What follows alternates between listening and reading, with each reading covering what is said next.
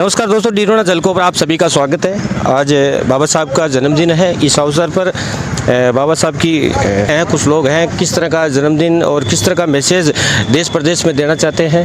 तो आपका नाम क्या है? मेरा नाम आस्था जहांगीर है।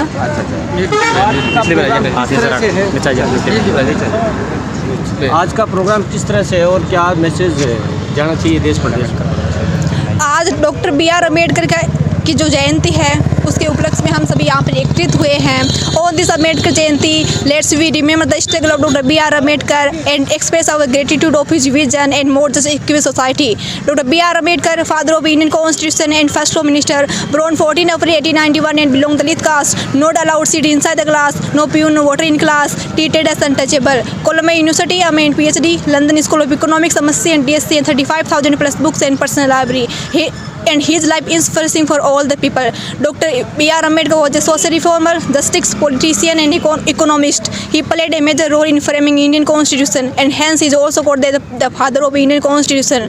Dr. B.R. Ambedkar always fought the right to untouchability and to advocate equality in society.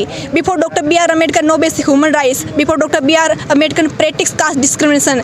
Then introduced Dr. B.R. Ambedkar Constitution to protect all rights to Indians and to live with dignity and pride. Such a great leader was died on 6 December 1956, and Dr. B.R. Ambedkar is a great source in inspiration for all us. And doctor B R. Ambedkar एक ऐसे महान शख्स थे, अगर ये इंसान नहीं होते तो ना ही RBI यानी रिजर्व बैंक ऑफ इंडिया बनता और ना ही इंडिया का कॉन्स्टिट्यूशन इतना स्ट्रॉन्ग होता। भारत में इंडिया में इंडिपेंडेंस से पहले रुपये बहुत वोलेटाइल था। वो फॉर एग्जांपल अगर दिल्ली में 1 रुपये में 2 लीटर दूध मिलता है तो वहीं मुंबई में 1 रुपये में 1 लीटर ही दूध मिलता था।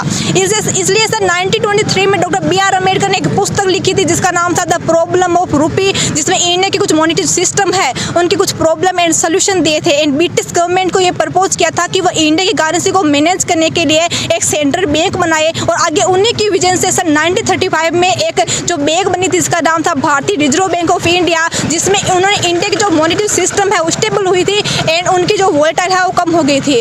आगे इंडिया कॉन्स्टिट्यूशन बनाते समय उस वक्त की जो 60 कंट्री के जो लॉ थे उनको डॉक्टर बी.आर. अम्बेडकर ने बारीकी से पढ़ा था और इंडिया के लिए क्या सही है ये देखकर उन्होंने 1.5 वर्ष में ही इंडिया कॉन्स्टिट्यूशन बना डाला। इनकी स्मार्टनेस का पता भी इस बात से लगा सकते हैं कि जहाँ एक नॉर्मल बंदे को यानी स्मार्ट नहीं एक स्मार्ट बंदे को एक PhD करने में हालत खराब हो जाती है, वहीं इन शख्स ने 4 PhD कर रखी थी। Doctor B R. अम्बेडकर को सिंबल ऑफ नॉलेज के नाम से भी जाना जाते हैं। कोलंबिया यूनिवर्सिटी में एक जो डिग्री थी जो 8 साल की थी वो डॉक्टर बी.आर. अम्बेडकर ने 2 साल और 3 महीने में उसको पूरा कर लिया था। इसलिए doctor B R. Ambedkar is the first and only person in the world to receive a valuable and decorated degree name the doctor of all science from London School of Economics से उन्होंने प्राप्त की थी।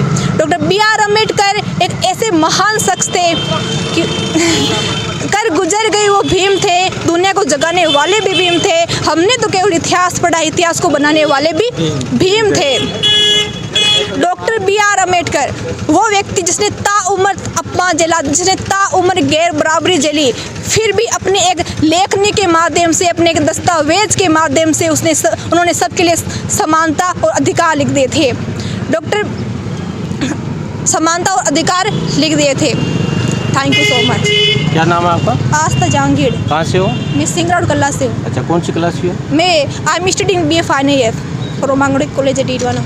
तो आज बाबा साहब का जन्मदिन है। इस अवसर पर आशा जी ने अपने विचार रखे और डॉक्टर भीमराव अम्बेडकर के बारे में इन्होंने बताया।